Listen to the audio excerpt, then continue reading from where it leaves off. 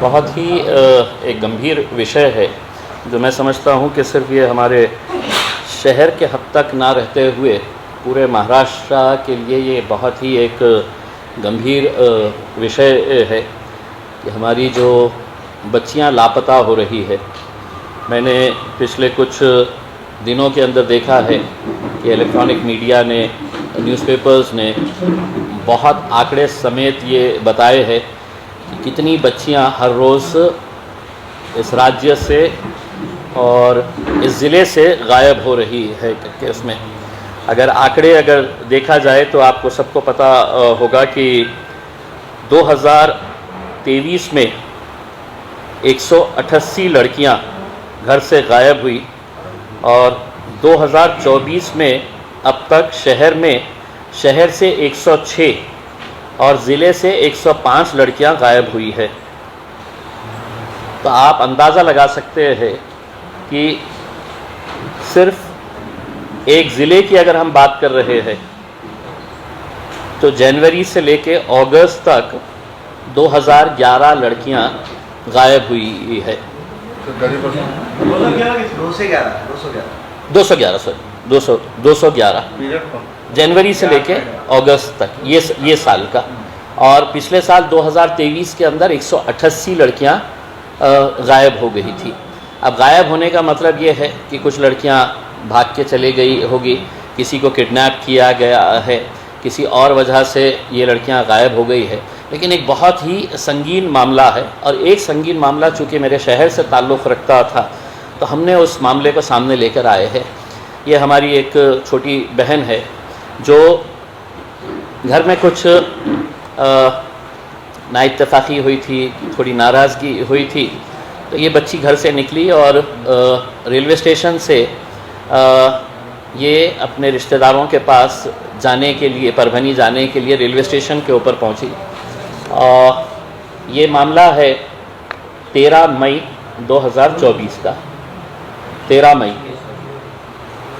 Railway station के ऊपर पहुंचने के बाद ये जब खड़ी हुई थी तो वहाँ पर उसे एक आदमी और एक औरत मिले और वो दोनों ने इससे बात किए कि कहाँ जा रहे हैं, क्या कर रहे हैं करके।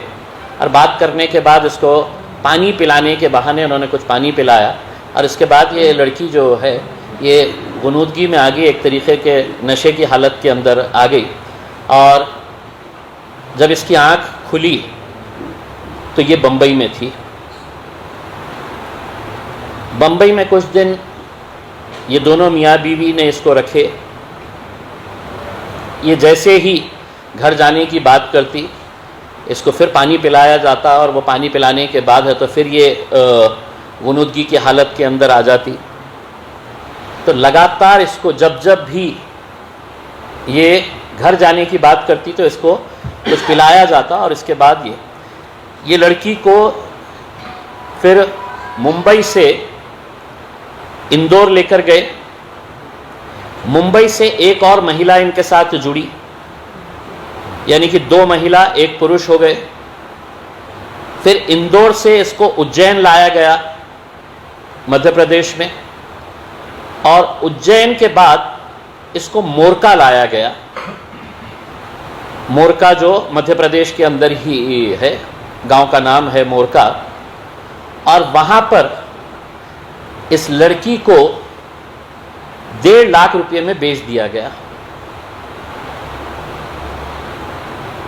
बेचने वाला जो था उसकी तस्वीरें भी हमारे पास आ चुकी है, जो मैं आपको ऑनलाइन में भेजूंगा क्योंकि बहुत ज़्यादा क्लैरिटी नहीं है तो उसका प्रिंट निकालना हमारे लिए दिक्कत हो रहा था। जिसने ख़रीदा वो लोगों ने इसको रखे और एक तरीक़े से जो बंधक बनाकर रखते हैं वैसा बंधक बनाकर रखा गया। इस लड़की के साथ हिंदू रीतो रिवाज के हिसाब से शादी कराई गई। इसके हाथ में लाल तागे बांधे गए। दोनों भी, अगर आप इस बच्ची की पहली तस्वीर अगर आप देखेंगे और जब ये बाहर बाद में छूटकर जब आई, कब आई ये बच्ची और कैसे आई। हमारे नंदुरबार के ज़िला अध्यक्ष है उन्हें ये जानकारी मिली कि एक औरंगाबाद की एक बच्ची यहाँ पर मोरका में आई हुई है और उसको बेचा गया है करके। उन्होंने फ़ौरन मुझे कांटेक्ट किया। मैंने कांटेक्ट करने के बाद बच्ची कौन है, कहाँ की है, कहाँ रहती है करके, तो हमने कांटेक्ट करने के बाद हमको उस बच्ची का घर का एड्रेस मिला। हमने उस बच्ची के घर वालों से कांटेक्ट किया। रात में 10 बजे मुझे ये जानकारी मिली थी कि ये बच्ची यहाँ पर मोरका में है, और रात में 1 बजे हमने उनके घर वालों को ढूंढा। घर वालों को ढूंढकर हमने उनसे पूरी जानकारी हासिल किए। पता चला कि घर वाले लगातार उसे ढूंढते रहे,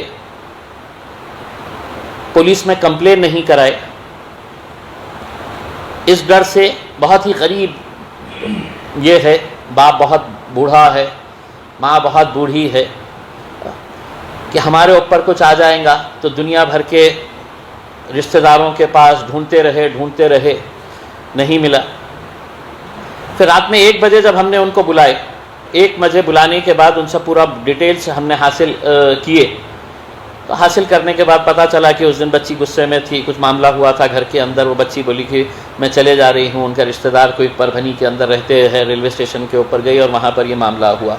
रात में हमने 1 बजे ही हमारे पार्टी के सदस्य है सोहेल भाई, हमने उनको बुलाया और उनको बुलाकर ये तय किया कि इमीडिएट मोरका के लिए यहाँ से निकला जाए। बेगमपुरा पुलिस से संपर्क किया गया। बेगमपुरा पुलिस के 2 कांस्टेबल्स, 2 थे, 2 कांस्टेबल्स साथ में लिए गए और साथ में लेकर ये लोग वहाँ पर मोरका पहुँचे। जब तक ये बच्ची वहाँ से निकल चुकी थी, मोरका पुलिस स्टेशन के अंदर आ चुकी थी, हमने हमारी इंदौर की टीम को लगाया। इंदौर के हमारे जो बच्चे थे वो लोग वहाँ पर पहुँचे और पुलिस स्टेशन के अंदर फिर ये बात हुई। मैंने ख़ुद ने इंदौर की वहाँ की पुलिस से, मोरका की पुलिस से मैंने बातचीत की और मैंने कहा कि किसी भी हालत के अंदर ये बच्ची पुलिस स्टेशन से बाहर नहीं जाना चाहिए। उसके घर वाले आ रहे हैं, FIR रजिस्टर हो चुकी है और पुलिस भी आ रही है। तब तक ये लोग वहाँ पर जब पहुँचे तो वहाँ के गांव वाले पहुँच चुके थे। वहाँ का सरपंच कुछ लड़कों को जमा करके वहाँ पर हंगामा करने की कोशिश कर रहा था। लड़की का भाई भी वहाँ पर पहुँच चुका था।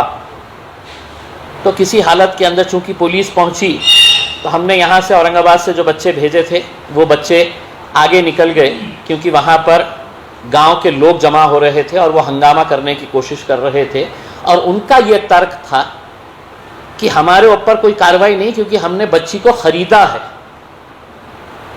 और ये बच्ची को ख़रीदते वक्त जिसने ख़रीदा है, जिसने बेचा है, ये वीडियो रिकॉर्डिंग की गई।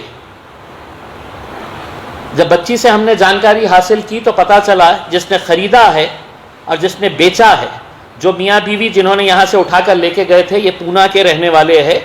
मतलब जो प्राथमिक जानकारी इस बच्ची के पास है, इतनी सही है बता नहीं सकते हैं, लेकिन इतने महीनों के अंदर उनके बातचीत से ये पता चला था कि ये बच्ची जो है, ये वो जो बेचने वाले थे ये पूना के रहने वाले है करके। और जब ये सौदा हो रहा था, 1.5 लाख रुपये के अंदर ये बच्ची का सौदा किया जा रहा था उसमें। हमें ये कहना है कि जब हमने वहाँ की जानकारी निकाली तो 70% इंदौर और अतराफ के जितने इलाके हैं वहाँ के रेड लाइट एरिया के अंदर महाराष्ट्र की बच्चियाँ हैं। 70% महाराष्ट्र से आई हुई बच्चियां रेड लाइट एरिया के अंदर हैं। और वहाँ के लोगों का ये कहना है कि वहाँ की पुलिस भी इसके अंदर मिली हुई है। पुलिस का ये कहना है कि हम इसमें कुछ नहीं कर सकते हैं, जिसने लेके आया है। अगर बच्ची ने कंप्लेन करी, बच्ची को तो वापस आना है। तो ऐसे कितने बच्चियां आज कहाँ कहाँ पर है। वो बच्चियों को वापस लाने के लिए मैं समझता हूँ महाराष्ट्र के अंदर जितने भी संगठन है, उन लोगों ने एक मुहिम छेड़ने की ज़रूरत है। और ये पूरी बच्चियाँ जो है, ये पूरी वापस आना चाहिए। मैंने अभी कुछ वीडियोस देखते देखते मुझे पता चला, शरद पवार साहब ने एक स्टेटमेंट दिया है कि जिसमें उन्होंने बताया है कि महाराष्ट्र की 6000 से ज़्यादा बच्चियां गायब है करके।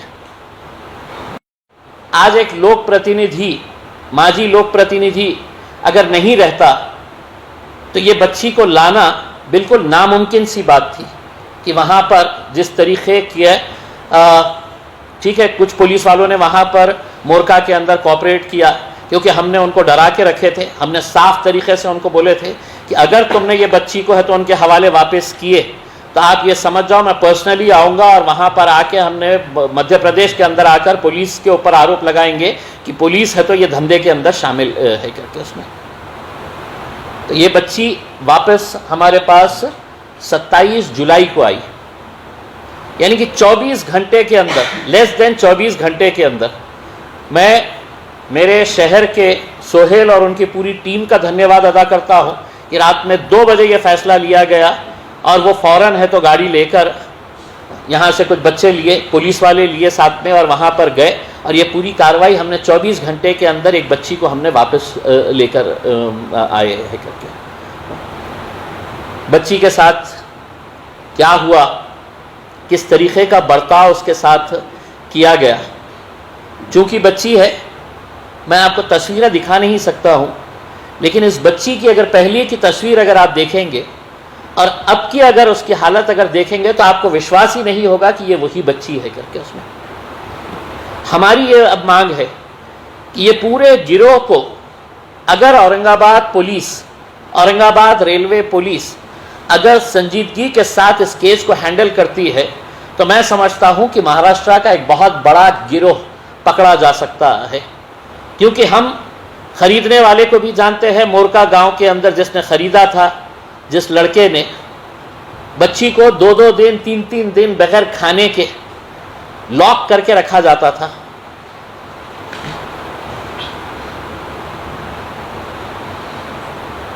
तो यहाँ की पुलिस से हम अनुरोध करेंगे कि इस बच्ची का पूरा डिटेल्स लेकर हम वो तस्वीर आपके ज़रिए भी, जिन्होंने इसे ख़रीदा है, जिन्होंने इसे बेचा है, जब ये बच्ची वापस आ गई तो जिसने ख़रीदा था वो घर वालों को फ़ोन करके कह रहा है कि ये मामले को सुलटा दो करके, ये मामले का सेटलमेंट कर दो।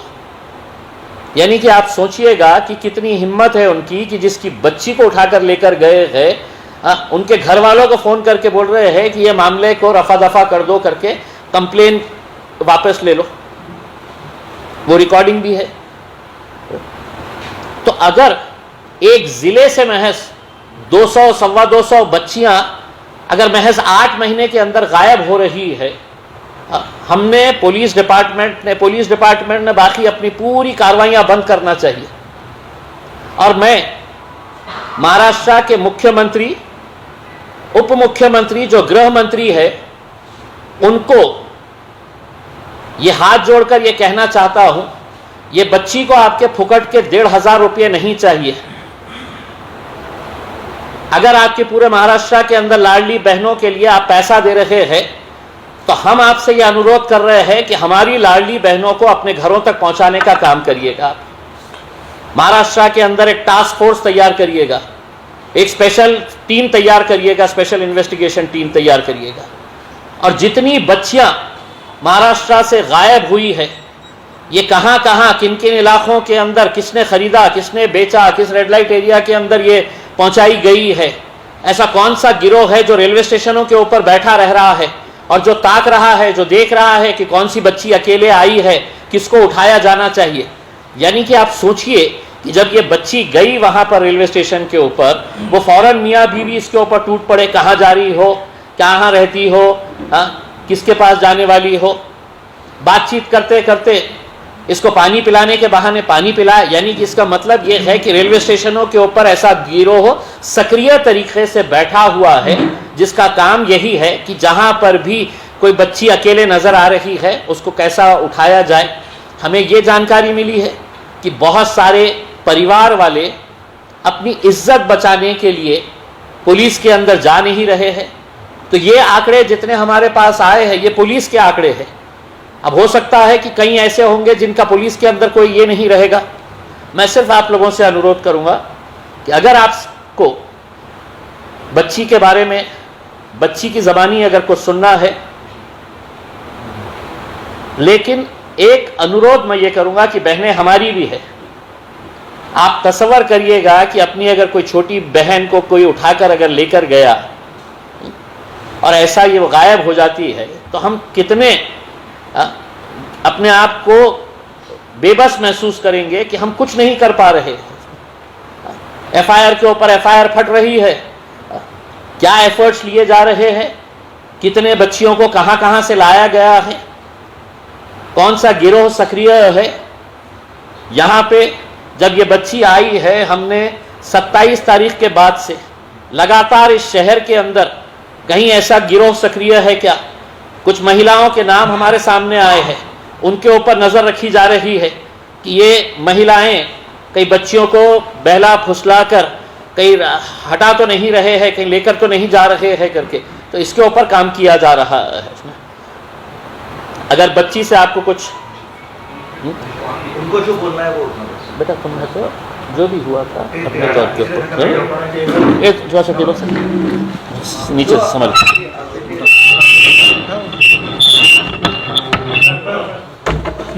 राजस्थान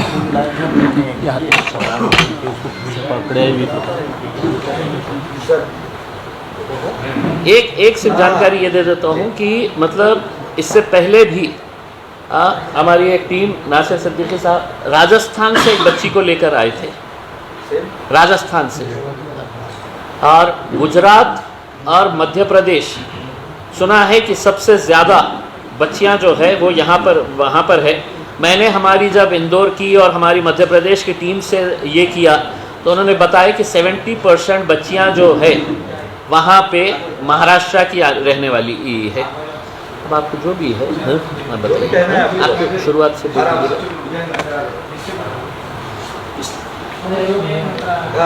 बैठ जाओ ना, नीचे बैठ के ले सकते हैं ना आराम से, वो बच्ची की हाइट ज़्यादा नहीं। वो रखिए, हाँ वो रखिए। तुम्हारे साथ क्या हुआ ये तफसील से बताओ।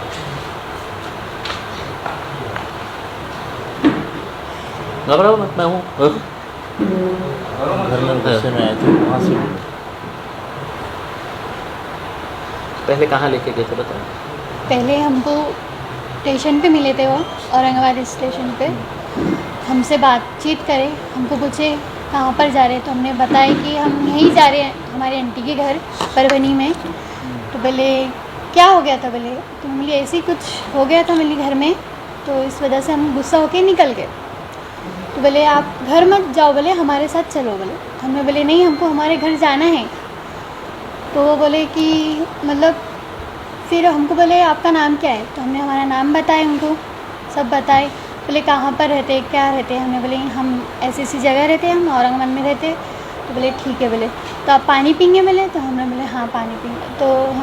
तो हमको पानी पिला दिए। फिर पानी पिलाने के बाद कुछ समझ में ही नहीं आया, फिर पानी पिलाने के बाद हमको कुछ समझ में नहीं आया। फिर डायरेक्ट ट्रेन में हमको बिठाए, डायरेक्ट मुंबई लेके गए। वहाँ से हमारा पूरा बुरखा छीन लिए, हमारा बैग जो था, हमारे डॉक्यूमेंट्स वो सब ले लिए वहाँ से, और हमारा को मतलब बुरखा निकाल के तो वो लोग के जैसे कपड़े पहना दिए, मतलब शॉर्ट टी शर्ट और जीन्स पहना दिए, और कैप की टी शर्ट पहना दिए और मास्क लगा दिए। तो हमने बोले ऐसा क्यों, तो हम ऐसा क्यों बोले, तो वो हमको पानी पिला देते थे और कुछ समझ में नहीं आता था हमारे। फिर हमको एक लेडीज़ के घर पे लेके गए, वहाँ से लेडीज़ को लिए। फिर वहाँ से लेडीज़ को लेने के बाद हमको इंदौर लेके गए। फिर इंदौर में हमको मंदिर के घर में कुछ रखे, ऐसा मंदिर थी, वो मंदिर का रूम था, वहाँ पर एक दिन रुके। फिर वहाँ से हमको उज्जैन लेके गए। फिर उज्जैन में भी हमको 8 दिन रखे। फिर वहाँ से एक लेडीज़ को बुलाया, इंदौर की लेडीज़ थी वो, तो वहाँ से हमको बुलाए। फिर हमको पूछे उन्होंने कहाँ रहते कहाँ नहीं, हमने बोले हम यहाँ रहते, हमको जाना है घर। तो बोले आप तो नहीं जा सकते, बोले। तो फिर हमको और पानी पिला दिए। हम इधर का नाम लेते थे, हमारी फैमिली का नाम लेते थे, तो हमको बोलते थे वो कि नहीं कोई फैमिली नहीं, कोई नहीं, अब तुम यहाँ आ गए तो यहाँ आ गए।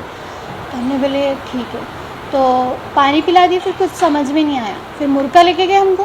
फिर मुर्गा लेके गए बाद हमको क्या बोले कि आपके घर लेके जा रहे, हमको ऐसे ही बोले उन्होंने। हमने बोले ठीक है। तो फिर वहाँ लेके जाने के बाद हमको क्या बोले यहाँ से हम चले जाएंगे बोले तुमको लेके, तुम्हारे घर बोले तुम्हारे देश छोड़ देंगे बोले। हमने बोले ठीक है।